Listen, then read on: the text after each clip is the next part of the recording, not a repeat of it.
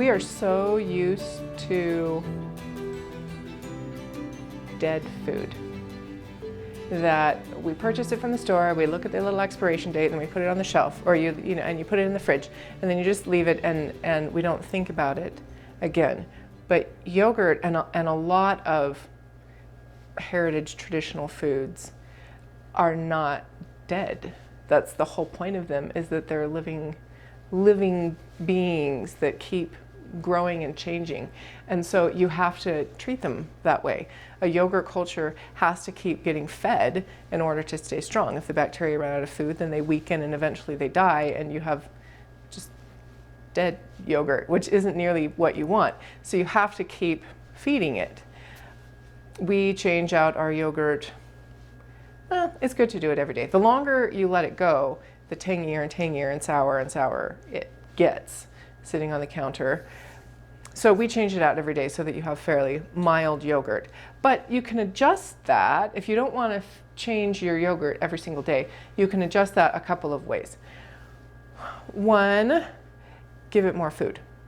So if you normally in like a half-gallon jar of yogurt starch or yogurt milk, we put about it's actually about a half a cup of yogurt culture in the bottom, and then fill the rest of it up with milk. If you want it to take longer to culture, add half the starter, just put a quarter of a cup in the bottom. Or if you're doing a quart of yogurt, put 2 tablespoons in the bottom instead of a quarter of a cup. That sort of concept. Just give the culture more food, and it will take longer to eat it all.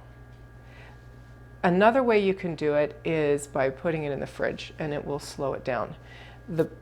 So that's really good if you're going on vacation or something like that, but it's not a good practice for standard protocol all the time, because the bacteria function ideally in a certain temperature range. And even though they're not going to die in the fridge, they will get weaker and weaker and weaker and weaker. So your perpetual yogurt start isn't going to function the same way if you keep it in the fridge all the time.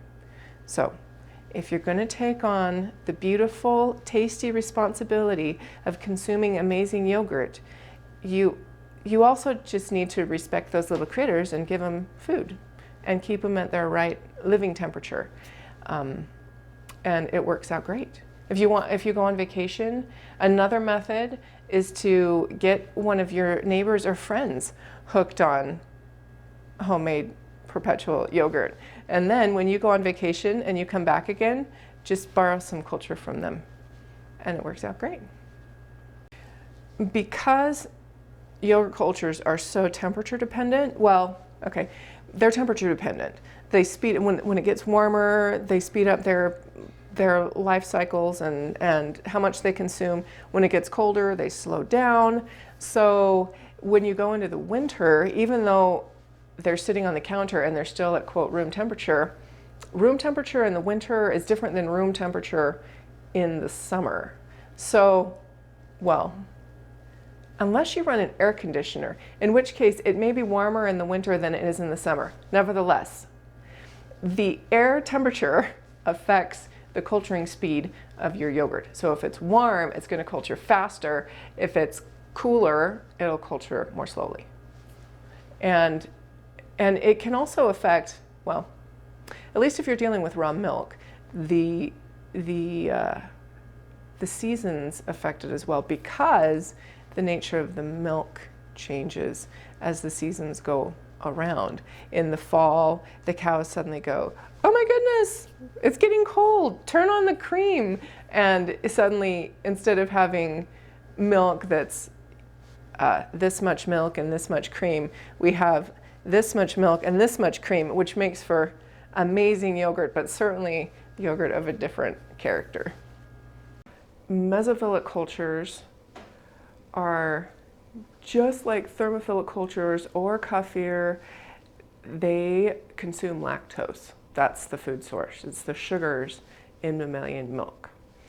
So if you want to grow them in something else, some other non-dairy milk, they're not going to thrive. You can do it one time, maybe 2 times, reculturing it, But over the long haul, they're going to poop out. It's going to fail because they don't have the food source that they need.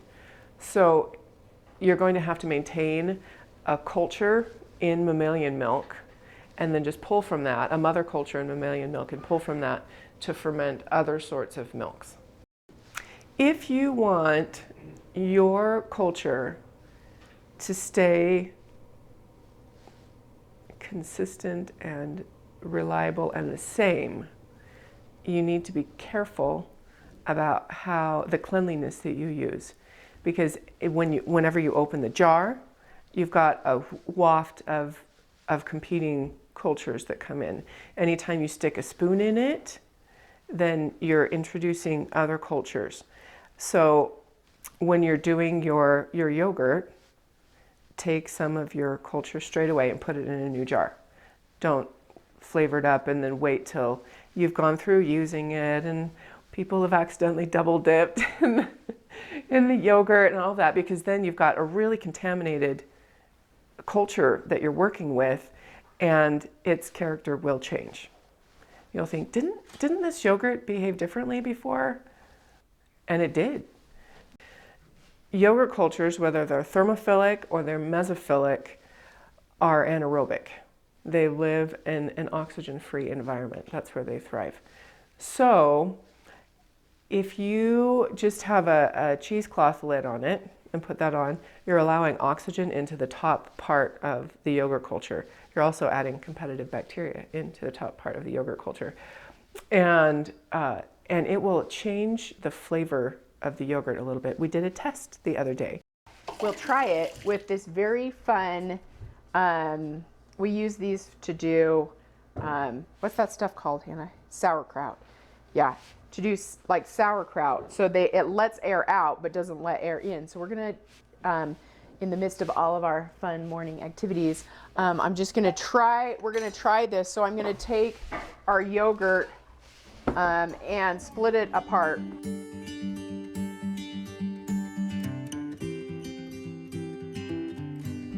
Okay, so we'll leave this one the way we have been doing it with a cheesecloth over the top.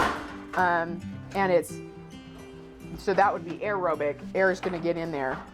And then this one, we're gonna try it this way, where the air can come out of this little top. And we'll see how it does. It was fascinating because there was a distinct difference in the flavor, and the one kept in an anaerobic environment was more mild and smoother. And the one kept with just the cheesecloth lid on it had a little bit of a bite into the back part of the flavor. It was fascinating.